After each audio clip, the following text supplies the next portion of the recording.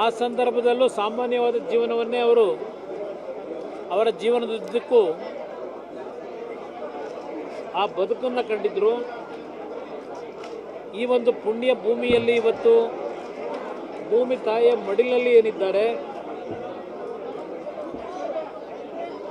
ಅವರ ಒಂದು ನೆನಪು, ಅವರ ಒಂದು ಜೀವನ, ಇದೆಲ್ಲವನ್ನು ಗಮನಿಸಿ ನಮ್ಮಿಂದ ಅವರು ದೂರ ಹೋಗಿದ್ದಾರೆ ಅಂತಕ್ಕಂಥದ್ದು ನಮ್ಮಲ್ಲಿ ಇಲ್ಲ.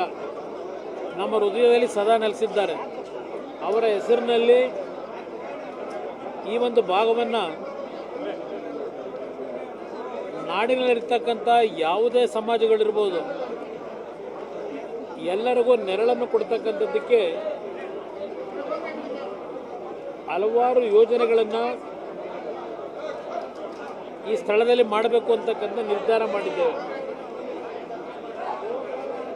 ನಮ್ಮ ಕುಟುಂಬದಲ್ಲಿ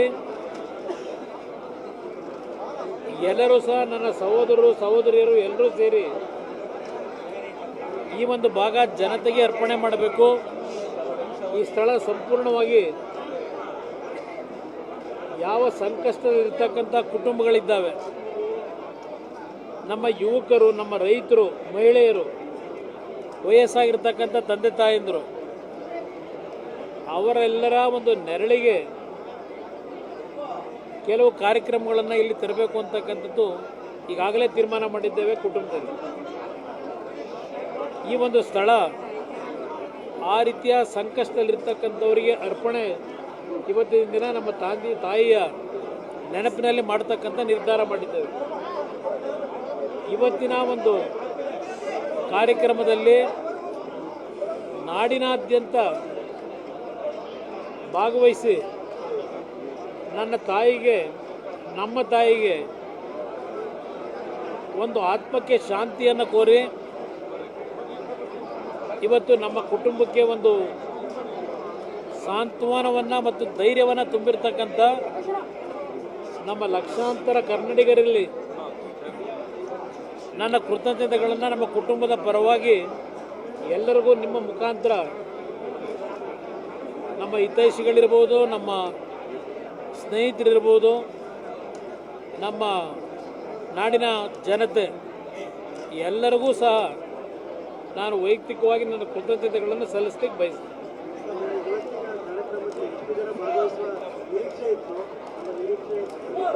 ನಮ್ಮ ನಿರೀಕ್ಷೆ ಏನಿತ್ತು ಆ ನಿರೀಕ್ಷೆಯನ್ನು ಮೀರಿ ಇವತ್ತಿನ ಈ ಒಂದು ಕಾರ್ಯಕ್ರಮದಲ್ಲಿ ಎಲ್ಲ ಬಂದು ನಮ್ಮ ತಾಯಿಯ ಆತ್ಮಕ್ಕೆ ಶಾಂತಿ ಕೋರಿದ್ದಾರೆ. ನಿರೀಕ್ಷೆಗೂ ಮೀರಿ ಬಂದಿದ್ದಾರೆ. ಅತ್ಯಂತ ಅಚ್ಚುಕಟ್ಟಾಗಿದೆ. ವರುಣನ ಒಂದು ಆಶೀರ್ವಾದವು ದೇವರ ಆಶೀರ್ವಾದ. ಹಾಗಾಗಿ ಈ ಸ್ಥಳದಲ್ಲಿ ಅವರನ್ನು ಇಲ್ಲಿ ಭೂಮಿ ತಾಯಿಯ ಮಡಲಿಗೆ ಕಳಿಸಿದಂಥ ಒಂದು ದಿನದಿಂದಲೂ ಒಂದು ರೀತಿಯ ತುಂತುರು ಹನಿಗಳ ಮುಖಾಂತರ ಅವರಿಗೆ ಒಂದು ಹಾರೈಸ್ತಾ ಇರತಕ್ಕಂಥ ವರ್ಣನಿಗೂ ಸಹ ಈ ಸಂದರ್ಭದಲ್ಲಿ ನಾವು ಕೃತಜ್ಞತೆ ಸಲ್ಲಿಸಬೇಕಾಗ್ತದೆ. ಇದು ಎಷ್ಟು ಎಕರೆ ಅನ್ನೋದಕ್ಕಿಂತ ಹೆಚ್ಚಾಗಿ ನಾನು ಏನೇನು ಕಾರ್ಯಕ್ರಮಗಳನ್ನ ತರಬೇಕು ಅಂತ ಇದ್ದೇವೆ ಅದನ್ನು ಈ ಭೂಮಿ ಇರೋವರೆಗೆ ಶಾಶ್ವತವಾಗಿ ನಡೀಬೇಕು. ಆ ನಿಟ್ಟಿನಲ್ಲಿ ಬಹುಶಃ ಒಂದು ದೇಶದಲ್ಲೇ ವಿಶೇಷವಾದಂಥ ರೀತಿಯಲ್ಲಿ ಈ ಒಂದು ಸ್ಥಳದಲ್ಲಿ ಕಾರ್ಯಕ್ರಮಗಳನ್ನು ನಾಡಿನ ಜನತೆಗೆ ತರಬೇಕು ಅಂತಕ್ಕಂಥ ನಿಟ್ಟಿನಲ್ಲಿದ್ದೇವೆ. ಸ್ಥಳ ಎಷ್ಟು ಎಕರೆ ಮುಖ್ಯ ಅಲ್ಲ ನನಗೆ, ಇದು ಶಾಶ್ವತವಾಗಿ ಈ ಭೂಮಿ ಇರೋವರೆಗೆ ಬೆಳಗಬೇಕಿದು. ಹಲವಾರು ಕುಟುಂಬಗಳ ಬದುಕಿಗೆ ಬೆಳಕಾಗಬೇಕು.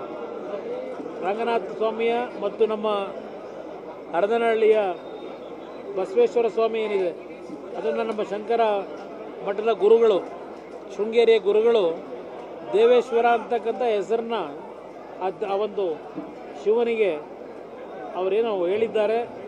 ಆ ದೇವರ ಸನ್ನಿಧಿ, ಯಾಕೆಂದರೆ ಅಲ್ಲಿಂದಲೇ ನಮ್ಮ ತಂದೆಯವರ ಬದುಕು ಪ್ರಾರಂಭ ಆಗಿದ್ದು, ನಮ್ಮ ಕುಟುಂಬದ ಬದುಕು. ಈ ಎರಡು ದೇವರ ಮಧ್ಯದಲ್ಲಿ ನನ್ನ ತಾಯಿ ಹೋಗಿದ್ದಾರೆ. ಅದರಿಂದ ಈ ಸ್ಥಳ ಒಂದು ಪವಿತ್ರವಾದ ಸ್ಥಳ.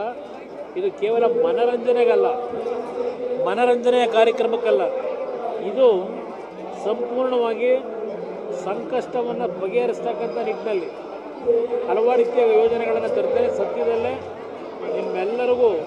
ಅದರ ಮಾಹಿತಿಗಳನ್ನು ಕೊಡ್ತೇನೆ.